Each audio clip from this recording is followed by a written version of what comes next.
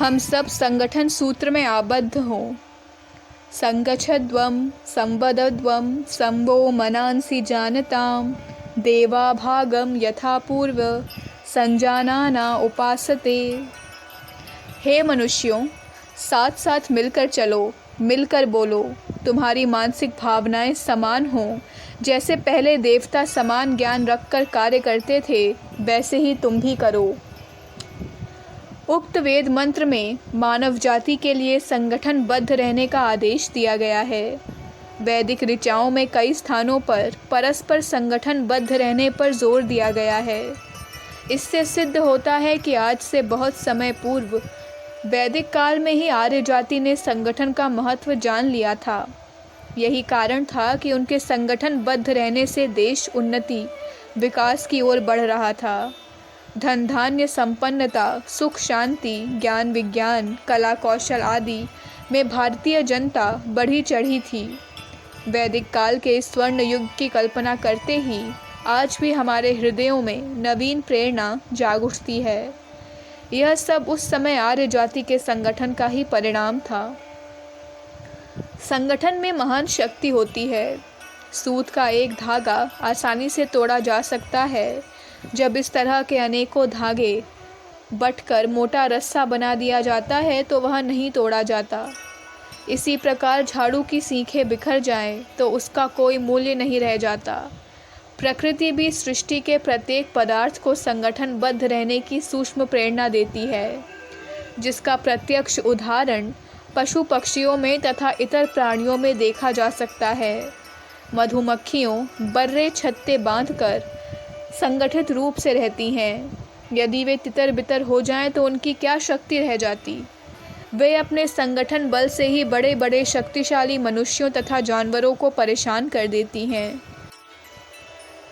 चींटियां, हाथी, हिरण, बंदर आदि संगठनबद्ध सामूहिक रूप से रहते हैं। इसमें प्रकृति की मूल प्रेरणा सन्निहित है। मानव जाति के लिए भी संगठनबद्ध रहना आवश्यक है, क्योंकि संगठन में अनंत बल, सामर्थ्य, परिश्रम आदि निहित है। उदाहरणार्थ, हिंदू जाति के इतिहास को देखने से पता चलता है, जब तक पूर्व काल में यह संगठनबद्ध रही तो आश्चर्यजनक कार्य किए, विश्व में अपना प्रमुख स्थान प्राप्त हुआ। ज्ञान विज्ञान में देश सबसे बढ़ा चढ़ा रहा। संपन्नता, ऐश्वर्य, शक्ति, सामर्थ्य आदि में भी किसी प्रकार कम न था। खेद है कि कालांतर में वही हिंदू जाति अपनी फूट के कारण निरंतर पतन की ओर चली गई और उसे दुनिया की क्रूरता, अत्याचार और आक्रमणों का शिकार होना पड़ा। इसकी संस्कृति एवं वैभव संपन्नता, ज्ञान विज्ञान आदि को आक्रमणकारियों ने कुचल दिया।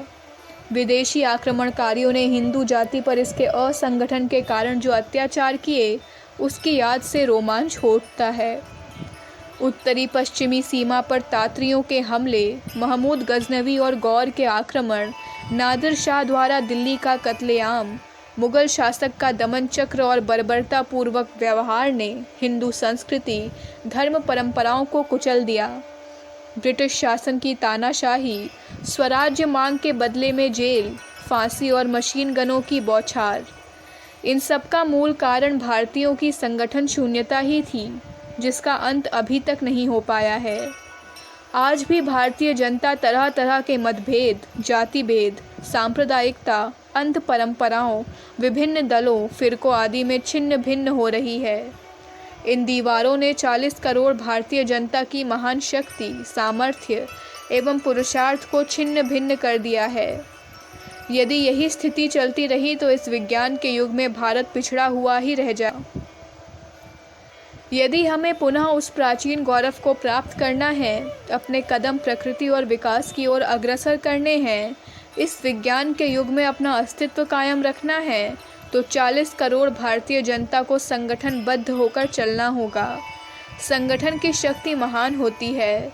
अकेला तिनका आसानी से तोड़ा जा सकता है, किंतु अनेक तिनकों से बटा हुआ रस्सा नहीं तोड़ा जा सकता। शरीर को सुव्यवस्थित रूप में चलाने के लिए इसके प्रत्येक अंग का सम्यक कार्य करना आवश्यक है। यदि इसके अंगों का सहयोग और तालमेल बिगड़ जाए तो शरीर का अस्तित्व नहीं रह सकता है। ठीक यही बात किसी जाति, समाज, राष्ट्र पर लागू होती है। समस्त राष्ट्र जाति एक शरीर होती है। इसके विभिन्न अंग, संप्रदाय, वर्ण, जाति आदि का एक संगठनबद्ध जीवन भी होना चाहिए।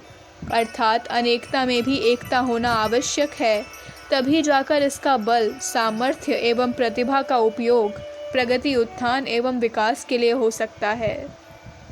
संगठन के इस महान रहस्य को जानकर ही ऋषियों के हृदय में वेद भगवान का पवित्र आदेश झंकृत हुआ। हे मनुष्यों, साथ साथ चलो, तुम्हारे मनों के भाव एक हों। जैसे पहले देवता सम्यक ज्ञान रखकर कार्य करते, ये वैसे तुम भी करो। निश्चय ही वेद भगवान का यह आदेश हमारे लिए संगठनबद्ध रहने के लिए है। साथ साथ चलने में कितनी शक्ति है, यह तो किसी विशाल सेना या किसी विशाल जुलूस को देखकर किया जा सकता है। यदि साथ साथ चलकर भी प्रत्येक मनुष्य की मनोभावना अलग अलग हो, उद्देश्य अलग अलग हो, तो भी वह संगठन किसी काम का नहीं। अतः साथ साथ चलने के साथ मनोभावनाएं, उद्देश्य, विचार एक होने चाहिए। जिस प्रकार पूर्व समय में देवताओं ने अपने संगठन और एक उद्देश्य से महान शक्तिशाली असुरों को परास्त किया और स्वर्गीय जीवन प्राप्त किया, वर्तमान समय में भारतीय जाति के लिए संगठनबद्धता की महान आवश्यकता है। कुछ समय पूर्व स्वतंत्र हुए इस महान राष्ट्र की शक्तियाँ अभी प्रायः बिखरी हुई हैं। विचार, भावनाएं पृथक पृथक हैं, जिनके फलस्वरूप राजनैतिक आंदोलन, प्रांतीयता, भाषा आंदोलन, सांप्रदायिकता, जातिवाद आदि का दूषित वातावरण फैल रहा है। यह हमारी प्रगति, विकास, उत्थान एवं सुख शांति के लिए भारी विघ्न है, जो हमें ही खाए जा रहा है। अतः सभी देशवासियों को इसके रहस्य को जानकर परस्पर संगठन, सामूहिकता, एकता को अपनाना चाहिए। उक्त दूषित तत्वों से बचकर संगठन के लिए आवश्यक तत्वों को प्रोत्साहन देना चाहिए। इसी में हमारी उन्नति, प्रगति संभव है। संघे शक्ति कलौ युगे में संगठन का महान रहस्य छिपा हुआ है। आज जिसका संगठन है वही शक्तिशाली है। संगठन रहित कितनी भी शक्ति संपन्नता, बल, वैभव क्यों न हो, उसका आज कोई मूल्य नहीं है। अखंड ज्योति, सितंबर 1959, पृष्ठ संख्या 11-12।